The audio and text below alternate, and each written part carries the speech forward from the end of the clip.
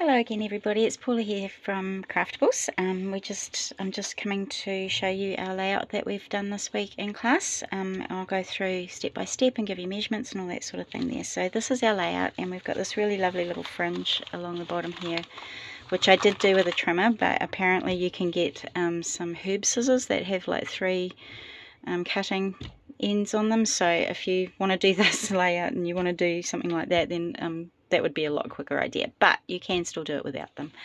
So this one, I've got the fringing on there. We've got a little bit of washi tape along the sides here, some corrugated card, and then I've just done this little embellishment at the top there.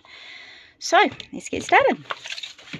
Okay, so first of all, I've got a cream piece of cardstock here. So this is 12 by 12. So I've just come in at 1 inch on all four sides here, and I've just cut around the inside, and I've used that piece from the inside for the matting on my photo for later. So this little bit here is what I've used from the middle there. So this is just a way of getting a bit more use out of your 12 by 12 papers. So I've then cut my pattern paper down, and this one is cut down to 11 3/4 by 11 3/4, so that will just give me a little bit of a cream border around the outside of my page there. So I'm just going to go and take the tape off and pop that down on there. Now when you do put this stuff on and you're using the cardstock without anything in the middle, you do need to be quite careful how quickly you put this down onto your cream card there, because there's no stability in the middle of it there, it can sometimes be a bit tricky to pop that down. So what I do is hold it quite tight on the right and left side there, and then I just layer it on the top and move it around as I need to with my fingers, and then when I've got it in the right place, I just stick it straight down there. So what I'm trying to say is that if you don't put it down straight the first time, pulling it off and then putting it back on will buckle all this little bit here, because there's no structure to it really. So just try and make sure you get it down on your first go then.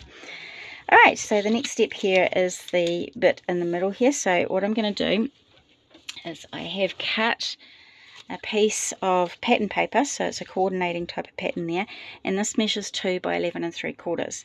So all I've done is I've measured down 1/2 inch here, and I've just drawn a pencil line right across there, and that's just going to guide me to how far up I want to cut my fringes there.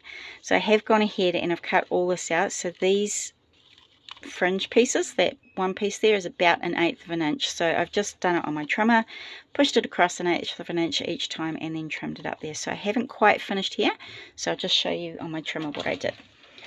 So just put that there so you can see my numbers there. So all I did is I've got it up that way so I can trim down to my pencil mark here, and I've just come across, so there's my last one, my last 1/8 of an inch there that I've done. So I'm just going to bring that across to 1/8 of an inch again, make sure it's all lined up along the top here to keep it straight, and I've just cut till I get to that pencil line. So move it across another 1/8 of an inch and cut up there. So it's pretty simple. It does take a little while to do, but it's not hard to do.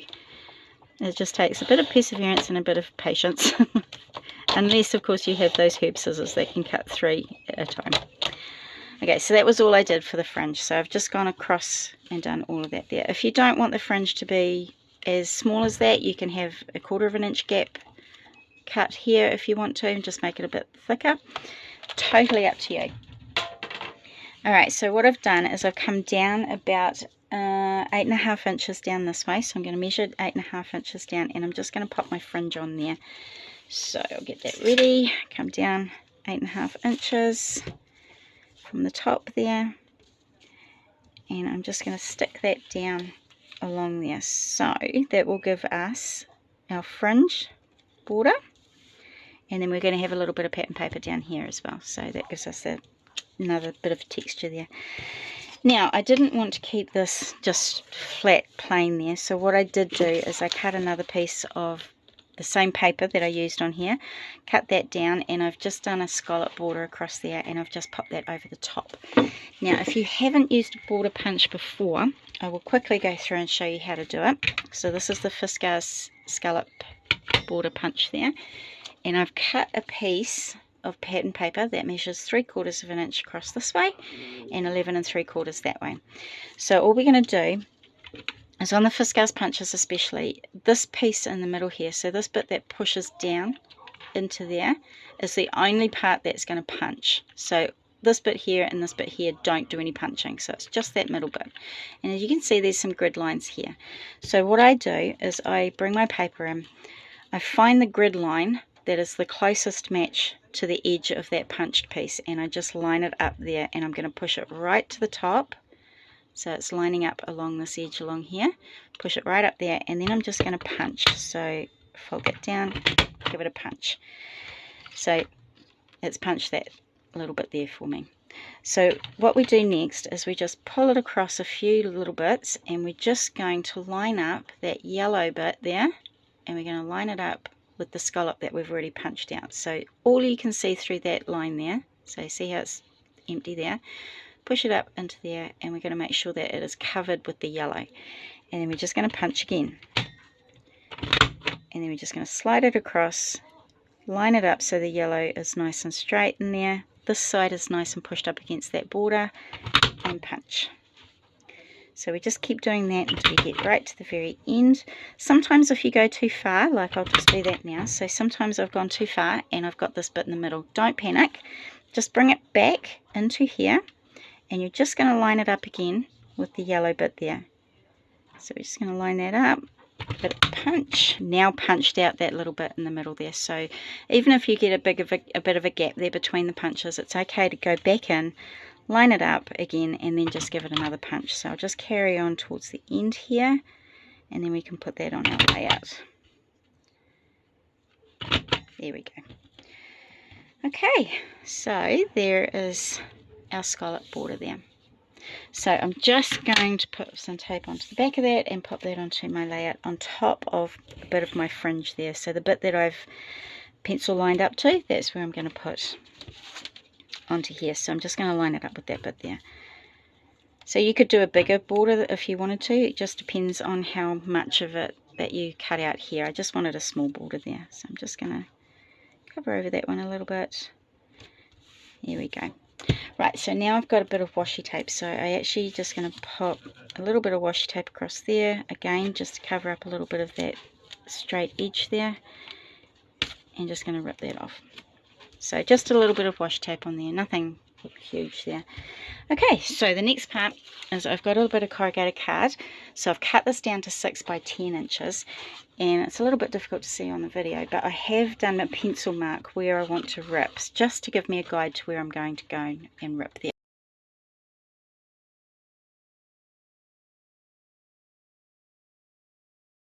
So that's going to go about there, so I just want to be able to see my washi tape, so make sure that that sticks on there really well. So I'm just going to pop some glue on the back.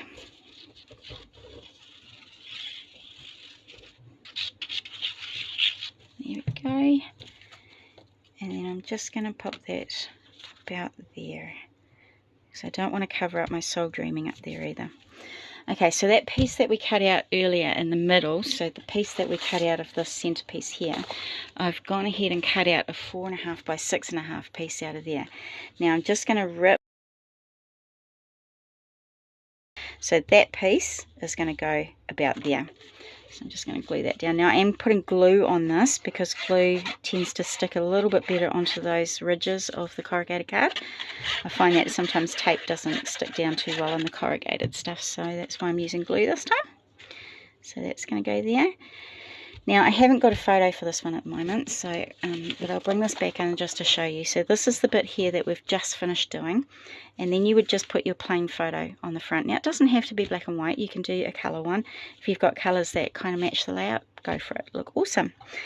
This one I have used a black and white for because I couldn't find the right photo with the good colours on it, so I've just off-centered that a little bit so that we can see this cream stuff on the top and the right hand side, and I've just put my photo down straight onto there.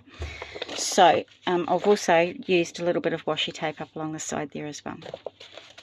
So that's my photo mat there. Now what I'm going to do is I'm just going to do this little bit at the top here, so this little embellishment.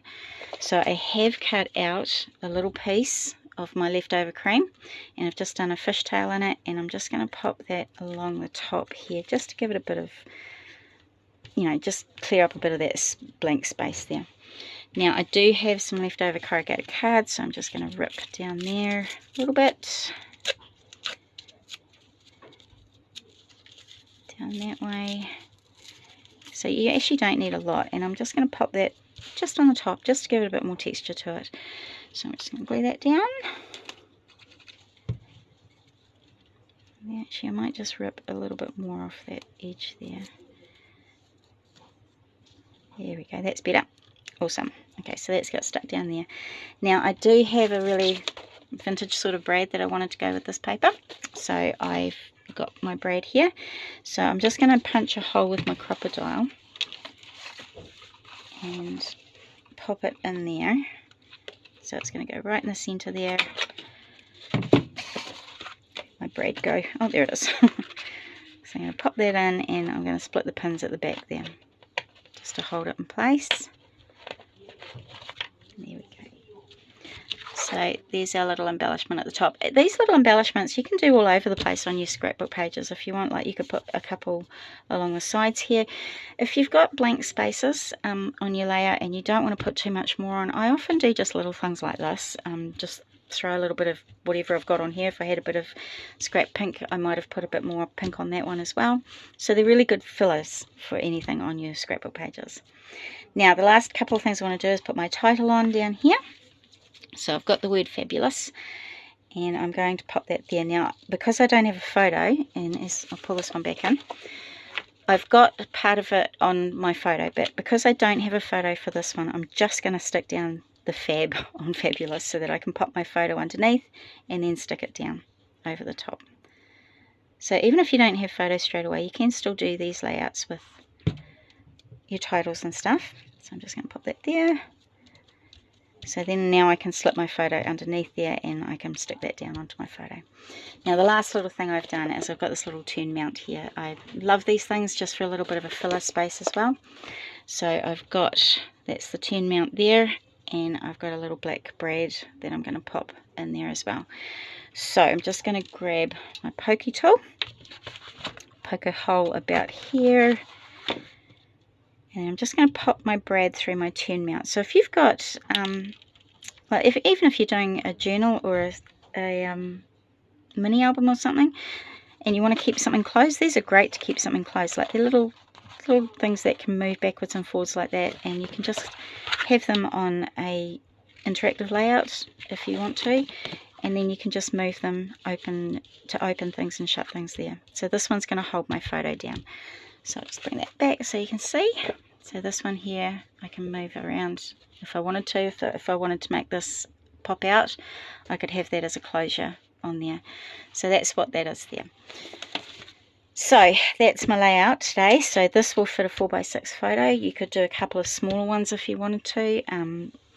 You could make this a wee bit longer if you wanted to do a couple of little ones in the middle. So I hope you give it a try, and I hope you enjoyed this week's class, and I will see you again for next week's class. Thanks for joining me.